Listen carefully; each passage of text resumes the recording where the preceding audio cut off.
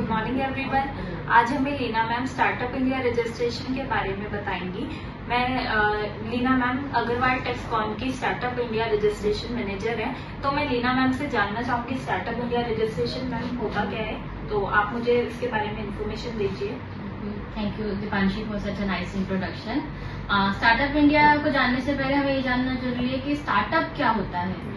Basically startup हम कहते हैं कि कोई भी एक न्यू बिजनेस आइडिया आपको आया है, आप एक कुछ इनोवेटिव कुछ करना चाह रहे हैं, पुराने ट्रेडिशनल मेथड को छोड़ के आप कुछ नया लाए हैं और वो स्टार्ट करना चाह रहे हैं अपना बिजनेस, सो उसे हम स्टार्टअप कहते हैं। आप फॉरेन कंट्रीज में जैसे देखा जाता है कि स्टार्टअप्स के लिए बहुत सारे प्लेटफॉर्म्स हैं, उन्हें एनकरेज करा जाता है, उन्हें प्रमोट किया जाता है, बट इंडिया में अभी तक ऐसा कोई प्लेटफॉर्म नहीं था। इसके लिए जो गवर्नमेंट है उन्होंने ये पोर्टल लॉन्च किया कि स्टार्टअप्स जितने हमारे हैं, न्यू आइडियाज हैं, यंग जनरेशन है, उनके जो आइडियाज हैं उसे प्रमोट किया जा सके, उसके लिए स्टार्टअप का प्लेटफॉर्म लॉन्च हुआ। तो मैम स्टार्टअप इंडिया रजिस्ट्रेशन कोई भी करा सकता है, नॉर्मल या अगर स्पेसिफिक होता है? बताती हूँ। देखिए स्टार्टअप में क्या है, कुछ क्राइटेरियाज हैं एलिजिबिलिटी के लिए।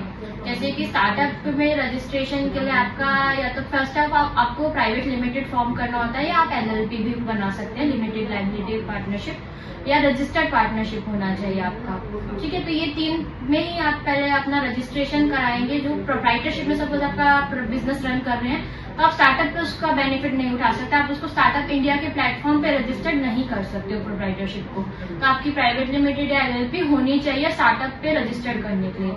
सेकेंड क्राइटेरिया इसके लिए ये होता है कि आपका जो स्टार्टअप है वो डेट ऑफ इनकॉर्पोरेशन से 10 साल तक ही, मतलब वो स्टार्टअप कंसीडर किया जाता है। 10 साल से ऊपर अगर उसकी डेट हो गई है डेट ऑफ इनकॉर्पोरेशन से, तो स्टार्टअप कंसीडर नहीं होगा, तो उसको स्टार्टअप की डेफिनेशन में वो नहीं आएगा। तो एक ये क्राइटेरिया हो जाता है। थर्ड क्राइटेरिया होता है कि आपका जो टर्नओवर है स्टार्टअप के लिए किसी भी फाइनेंशियल ईयर में 100 करोड़ से ऊपर नहीं जाना चाहिए। तो ये क्राइटेरिया होता है। अगर आप इस क्राइटेरिया में फॉल कर रहे हैं देन आप मतलब स्टार्टअप के लिए एलिजिबल है, आप उस पर रजिस्ट्रेशन कर सकते हैं। ओके, और स्टार्टअप इंडिया रजिस्ट्रेशन के मतलब बेनिफिट्स क्या हैं कि क्लाइंट्स क्यों कराएं स्टार्टअप इंडिया रजिस्ट्रेशन, तो आप इस बारे में? स्टार्टअप इंडिया में रजिस्ट्रेशन का सबसे पहला बेनिफिट होता है कि एक टैक्स एग्जम्पशन बेनिफिट मिलता है फॉर फर्स्ट 3 इयर्स। तो ये सबसे बड़ा बेनिफिट होता है कि आपको 3 साल आप रजिस्ट्रेशन के बाद एग्जम्पशन ले सकते हैं। उसका एक फॉर्म होता है 80IC का, वो फाइल करने के बाद वो एक आगे का प्रोसेस होता है। पर रजिस्ट्रेशन करने से आपको ये बेनिफिट है कि आप उसके लिए भी फिर एलिजिबल आप वो फॉर्म फाइल कर सकते हैं और 3 इयर्स के लिए टैक्स एग्जम्पशन ले सकते हैं। उसके अलावा सेकंड पॉइंट आता है कि अगर सपोज आप कुछ इनोवेटिव कर रहे हैं और आप उसका पेटेंट कराना चाह रहे हैं, तो पेटेंट में भी गवर्नमेंट आपको ये बेनिफिट देती है कि जो आपका गवर्नमेंट फीस जाता है पेटेंट का, उस पर आपको 80% का रिबेट मिलता है। इट मीन्स कि आपको 80% आपको लेस फी पे करना पड़ता है गवर्नमेंट चलान। तो ये गवर्नमेंट सुविधा दे रही है कि प्रमोट हो स्टार्टअप, उन्हें कहीं से डिस्करेज ना हो कि भाई नहीं कर पाएंगे, हम कैसे करेंगे, तो कहीं ना कहीं फाइनेंशियली सपोर्ट भी इस तरह से मिल जाता है।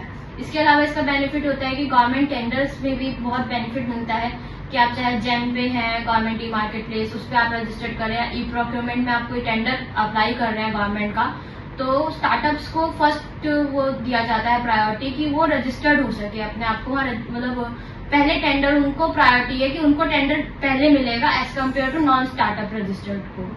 इसके अलावा स्टार्टअप इंडिया का बेनिफिट ये भी होता है उस पर रजिस्टर्ड करने से कि इनकी एनुअल मीट होती है स्टार्टअप्स की, साल में 2 बार होती है। तो वहाँ पे बहुत बड़े बड़े इन्वेस्टर्स भी आते हैं, स्टार्टअप्स भी आते हैं। आप वहाँ पे डायरेक्ट आपको मौका मिलता है उनको पिच करने का, अपना स्टार्टअप के बारे में अपनी पिच डेक प्रेजेंट करने का कि आपके उसमें वो क्यों इन्वेस्ट करें।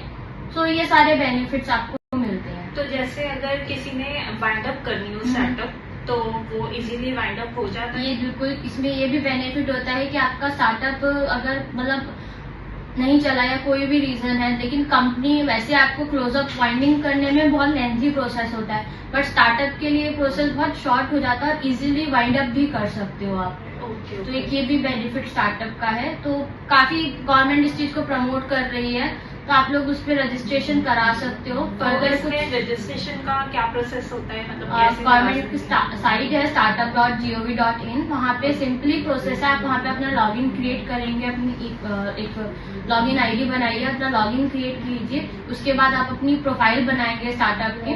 स्टार्टअप प्रोफाइल बनाने के बाद उसमें आपकी कंपनी की इंफॉर्मेशन मांगी जाती है, एक समरी जाती है आपकी वर्किंग के रिलेटेड कि आप क्या कर रहे हैं, क्या प्रॉब्लम कर रहे हैं, आप किसी इनोवेटिव उस पर वर्क कर रहे हैं या फिर आप एम्प्लॉयमेंट जनरेशन में बहुत सपोर्ट कर रहे हैं गवर्नमेंट को, वेल्थ क्रिएशन कर रहे हैं, किस उस पर वर्क कर रहे हैं, इसकी पूरी समरी एक जाती है। उस पे वो फिर स्टार्टअप पूरा आपका फॉर्म फिलअप होता है, रजिस्टर्ड करके with in 7 to 14 working days आपको रिप्लाई आ जाता है डिपार्टमेंट से। अगर कोई क्लैरिफिकेशन उनको रिक्वायर्ड होगी तो वो फाइल हो जाएगी।